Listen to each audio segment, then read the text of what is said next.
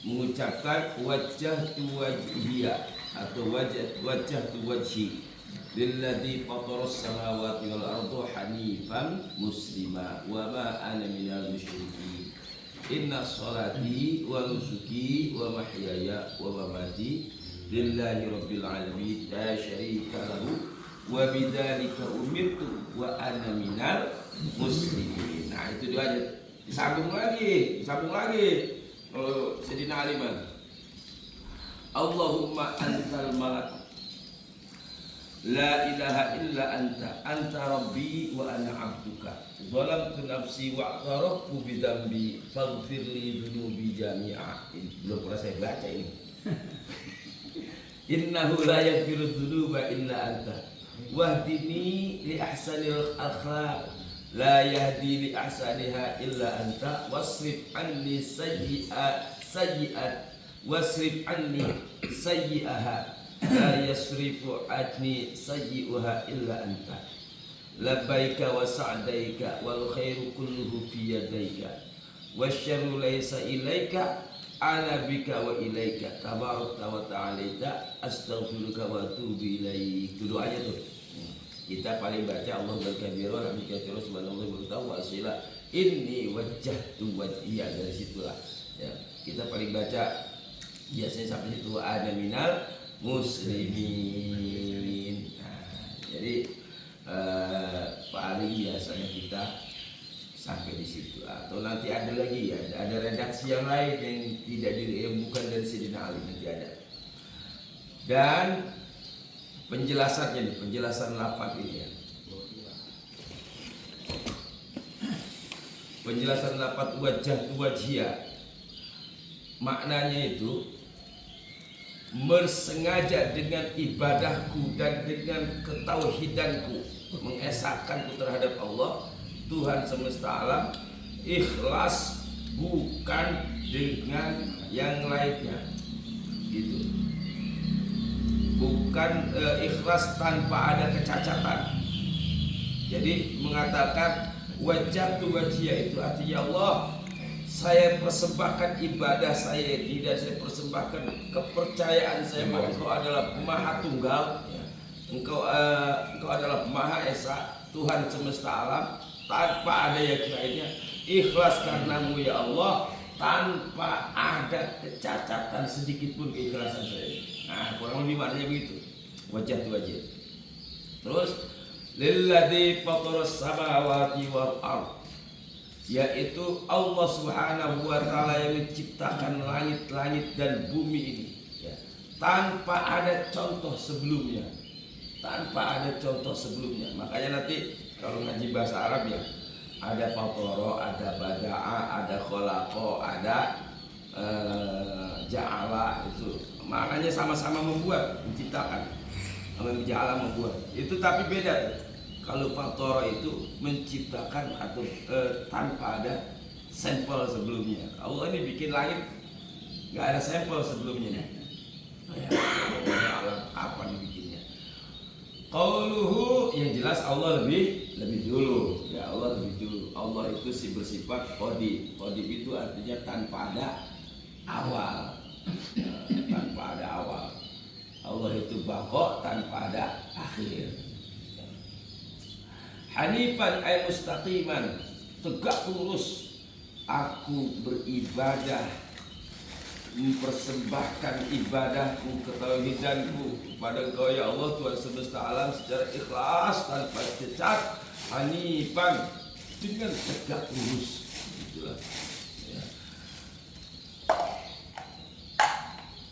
Terus musliman wa ma ana minal musyrikin. Musliman ini merupakan penjelasan dari kata hanifan ya. Secara menyerahkan diri secara total, muslim menyerahkan diri secara total ya. Wa ana minal musyrikin, dan saya bukanlah orang-orang yang musyrik. Dan musyrikin ini dimutlakan ya, atas orang kafir, orang penyembah berhala, itu termasuk kategori ini. Dan orang Yahudi, Nasrani, Majusi, orang zindik dan orang murtad, itu itu masuk dalam kategori musyrik di sini. Wa nusuki, inna sholati wa nusuki, sesungguhnya sholatku, wa nusuki, dan ibadahku. Artinya makanya orang yang nasik itu disebut orang yang ikhlas beribadah karena Allah Ta'ala. Dan ucapan wasyarru laisa ilaika, tadi ada doa itu di ujungnya, wasyarru laisa ilaika, dan keburukan itu bukan kepadamu ya Allah. La yataqarrabu bisyarri, artinya tidak mendekatkan diri bisyarri, dengan keburukan. Wahai zat yang menguasai, ya Rabb, ilaika innama yataqarrabul khairat wal a'mal sholihat. Ya Rabb, ilaika, tidak mendekatkan diri dengan keburukan ya Allah, kepadamu sesungguhnya pendekatan diri itu dengan kebaikan dan amal-amal yang soleh. Itu maknanya kurang lebihnya. Dan disunahkan doa ini bagi setiap orang yang sholat, baik itu sholat wajib ataupun sholat fardu, ataupun sholat sunnah. Nah, sama baik. Apakah dia itu dalam keadaan sehat, dalam keadaan sakit, dalam keadaan duduk yang tidak mampu berdiri. Jadi doa ini sunnah tetap dibaca. Begitupun doa ini sunnah, baik itu dia laki-laki, dia anak kecil, dia musafir, ya. Dan tidak disunnahkan membaca doa iftitah di dalam sholat jenazah. Tidak disunahkan. Kalau jenazah baca iftitah lama. Belum mayatnya udah bangun sendiri kan.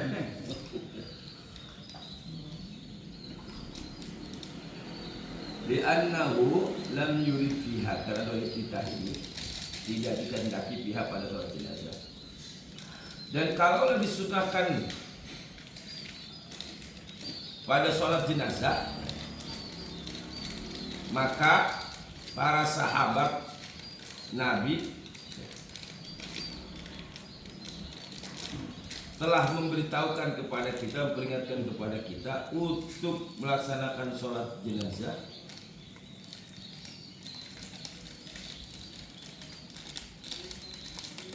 apanya yang keputus nih, walau kami yusalli fiha. Ini ada yang putus berwakil jelek. Terus potong ini. Pokoknya sholat jenazah tidak disunnahkan membaca doa iftitah. Karena apa? Karena sholat jenazah itu memang ini dibuat secara ringkas, yang tidak terlalu lama. Dibuat secara ringkas, maka tidak ada ruku, tidak ada sujud, begitupun tidak ada doa iftitah. Nah, ini dalil-dalilnya ya tentang doa iftitah. Dalil yang datang dari sahabat Abu Hurairah radhiyallahu anhu. Sahabat Abu Hurairah ini orang yang paling banyak meriwayatkan hadis. Karena memang dia menempel sama Rasulullah, nempel sama Rasulullah. Jadi kalau nggak punya duit, dan orang tinggalnya di masjid, sahabat Subhan namanya, itu bisa 3 hari nggak makan. Kayak gitu Pak, itu sahabat zaman dulu kuat ibadah itu ya, sampai perutnya itu diganjel batu. Kita ketemu ke rumah sahabat ini pengen nyari makan gitu. Karena nggak mungkin nggak ada kerjaan ya. Tapi beliau ini orang yang paling banyak meriwayatkan hadis dari baginda Rasulullah SAW. Apa kata hadis ini yang diriwayatkan oleh sahabat Abu Hurairah radhiyallahu anhu? Bahwasanya Rasulullah itu diam di antara takbir dan di antara membaca surat. Tenang, diam berarti. Tidak langsung membaca, ada jeda. Nah, jadi habis takbir itu, Rasulullah itu enggak buru-buru membaca Fatihah, dan habis membaca Fatihah enggak buru-buru baca surat. Tuh. Jadi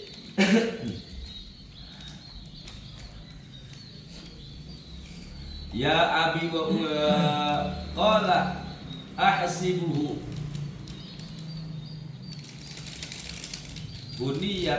haniyatan, saya menghitungnya itu secara singkat, apa namanya, tidak terlalu lama.